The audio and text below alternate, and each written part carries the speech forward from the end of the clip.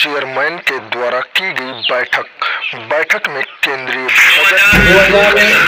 Budget केंद्र का ये बजट नरेंद्र मोदी जी के 2047 के विकसित भारत को साकार करने वाला बजट है। निश्चित रूप से 2026-27 के केंद्र के इस बजट को जब हम देखते हैं तो देश के ये बजट सर्वस्पर्शी, सर्वव्यापी, सर्वसमावेशी, सबका साथ, सबका विकास, सबका प्रयास के भाव के आधार पर देश के प्रधानमंत्री श्री नरेंद्र मोदी जी के नेतृत्व में देश के 145 करोड़ जनता के सामने रखा गया है। निश्चित रूप से इस बजट के माध्यम से देश के गरीब, किसान, युवा, महिला, मजदूर, उद्यमी, इन सब के जीवन में निश्चित रूप से एक परिवर्तन इस बजट के माध्यम से आएगा। ये इस देश को आत्मनिर्भर भारत बनाने की दिशा में एक बड़ी आधारशिला रखने वाला बजट है और इस बजट के माध्यम से निश्चित रूप से भारत की 145 करोड़ जनता देश के प्रधानमंत्री जी के नेतृत्व में भारत को एक विकसित भारत और आत्मनिर्भर भारत बनाने की दिशा में आगे सैंक्शन हो गया है, 10 करोड़ मिला है, मिला है। जो आप रोड का कह रहे हो ना, रेलवे जो गंगापुर से आगे जाना है वो सरमत्रा तक अवाब हो गया है, आगे भी होगा। उसको आगे का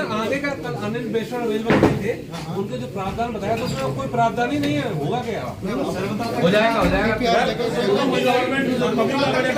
पहले तो हमारे लोकतंत्र के चौथे स्तंभ सभी धौलपुर जिले के सभी मीडिया बंधुओं का, मीडिया साथियों का मैं स्वागत, अभिनंदन करता हूं। और आज की इस प्रेस ब्रीफिंग में हमारे बीच में उपस्थित हमारे पार्टी के जिला अध्यक्ष आदरणीय श्री राजवीर सिंह जी राजावत साहब, हमारे राजा खेड़ा से हमारी पार्टी की प्रत्याशी रही श्रीमती निर्जा शर्मा जी, धौलपुर के हमारे डॉक्टर शिवचरण कुशवाहा जी, हमारे बाड़ी के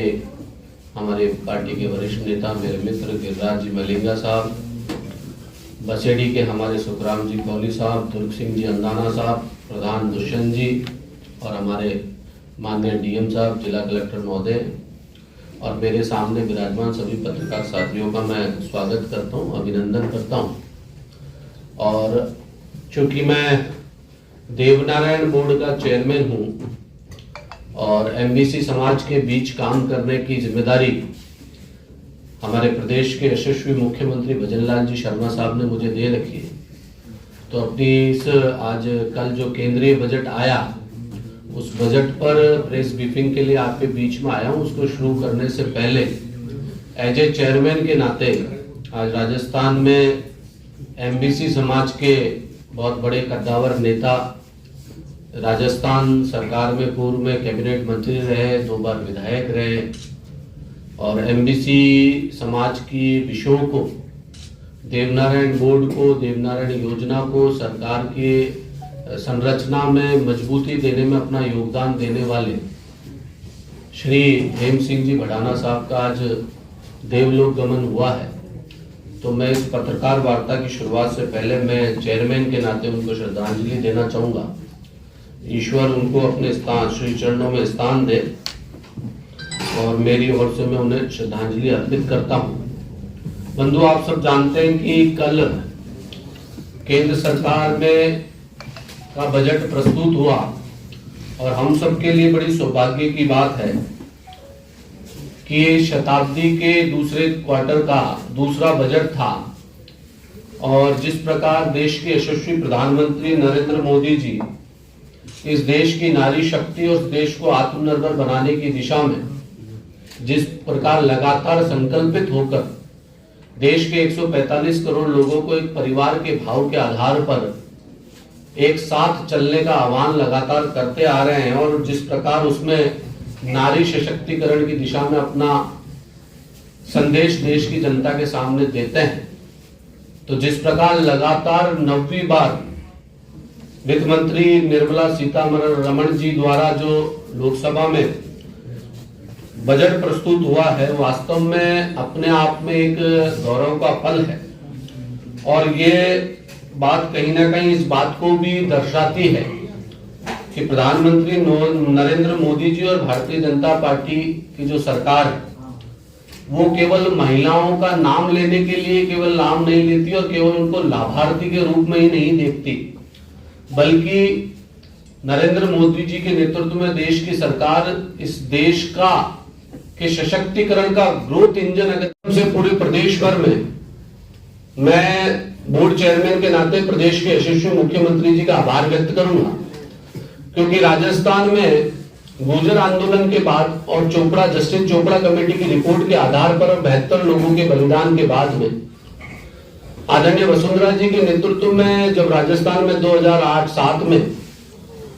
एक विशेष स्कीम संचालित होने का निर्णय किया गया और उस स्कीम का नाम देवनारायण योजना रखा गया और उसका सफल संचालन करने के लिए देवनारायण बोर्ड बना। मैं मुख्यमंत्री जी का विशेष धन्यवाद इसलिए दूंगा कि 2008 के बाद से लेकर लगातार देवनारायण योजना में लगातार काम चल रहे हैं, लेकिन पिछले अशोक गहलोत जी के कार्यकाल के 1 वर्ष को छोड़ दिया जाए तो कभी भी देवनारायण बोर्ड का गठन नहीं हुआ और देवनारायण बोर्ड का गठन नहीं होने के कारण योजनाओं में लेपापोती होती रही और जिस ध्येय उद्देश्य के लिए इस देवनारायण योजना और बोर्ड को बनाया गया उसकी सार्थकता समाज के अंतिम छोर तक नहीं पहुंच पा रही थी। माननीय मुख्यमंत्री जी का इसलिए धन्यवाद कि सरकार बनते ही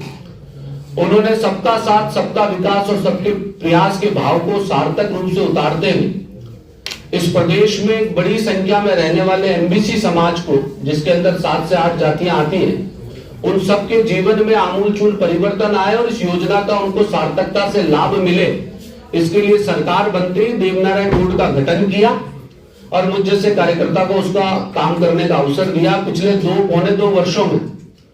देवनारायण योजना के माध्यम से हमने लगातार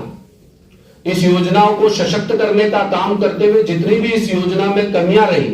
माननीय मुख्यमंत्री जी के नेतृत्व में ठीक करने का काम किया। उसका एक छोटा सा उदाहरण आपके सामने रखूंगा कि देवनारायण योजना से प्रतिवर्ष 2500 स्कूटियां एमबीसी समाज की बालिकाओं को मिलती है, लेकिन 2020, 2021, 2022, 2023 में पूर्ववर्ती सरकार ने कुर्सी बचाओ अभियान में लगे रहे, कुर्सी पे मैं बैठूंगा कि तू बैठेगा इस लड़ाई में वो रहे और प्रदेश की हजारों बच्चियों को जिनके सपनों को पंख लगने चाहिए थे उस देवनारायण स्कूटी योजना से स्कूटी का लाभ नहीं मिल पाया। देवनारायण बोर्ड का गठन होने के बाद मैं मुख्यमंत्री जी का आभार व्यक्त करूंगा कि उन्होंने पहली बार प्रदेश में एक ऐसा मुख्यमंत्री आया जिन्होंने, गांव में कहावत है कि पड़ोसी का कर्जा पड़ोसी कभी नहीं चुका था, लेकिन माननीय मुख्यमंत्री भजनलाल जी ने पूर्ववर्ती सरकार के 3 साल की पेंडिंग स्कूटियों को भाजपा की सरकार बनने के बाद देवनारायण बोर्ड के आग्रह पर मुख्यमंत्री जी ने एमबीसी समाज की बच्चियों को देने का काम किया। ना केवल देने का काम किया बल्कि 2500 स्कूटियों की संख्या बढ़ाकर 4750 स्कूटियां करने का काम देवनारायण बोर्ड के माध्यम से राजस्थान सरकार ने किया। उसी कड़ी में पूरे प्रदेश में लगभग 34 आवासीय विद्यालय हमारे संचालित हैं, लगभग 84 छात्रावास संचालित हैं, आईटीआई कॉलेजेस संचालित हैं। स्कॉलरशिप का प्रावधान हमारे इस बोर्ड के माध्यम से चलता है। मैं माननीय मुख्यमंत्री जी का इसलिए भी आभार व्यक्त करूंगा कि 2008 से लेकर 2023 तक पूरे प्रदेश में केवल 26 आवासीय विद्यालय बने घोषित हुए और उसमें से धरातल पर केवल 23 आवासीय विद्यालय ही थे, लेकिन पिछले 2 बार के बजट में माननीय मुख्यमंत्री जी ने देवनारायण योजना के तहत पूरे प्रदेश को 8 नए आवासीय विद्यालय देने का काम किया और न केवल 8 आवासीय विद्यालय दिए बल्कि पूर्ववर्ती सरकारों के 3 आवासीय विद्यालय जो पेंडिंग चल रहे थे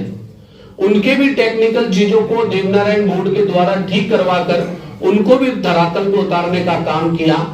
एक तरफ 13-14 साल के बोर्ड के विद्यालयों की संख्या और 2 साल के विद्यालयों की संख्या का अगर अनुपात लगाएंगे तो माननीय मुख्यमंत्री जी के नेतृत्व में देवनारायण योजना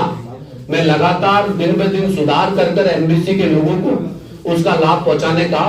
देवनारायण बोर्ड के माध्यम से किया जाता है। आपको कलेक्टर साहब के माध्यम से मैं ले लूंगा मुख्यमंत्री जी तक पहुंचाने का काम। Thank you. प्रधानमंत्री की देखना चाहते हैं तो अवध स्पीड न्यूज को फॉलो, लाइक, सब्सक्राइब जरूर करें। हमारी सारी खबर देखने के लिए YouTube पर सर्च करें अवध स्पीड न्यूज, वहां से सारी खबर देख सकते हैं। विज्ञापन है तो संपर्क करें अवध स्पीड न्यूज से। Mobile number 9554215800।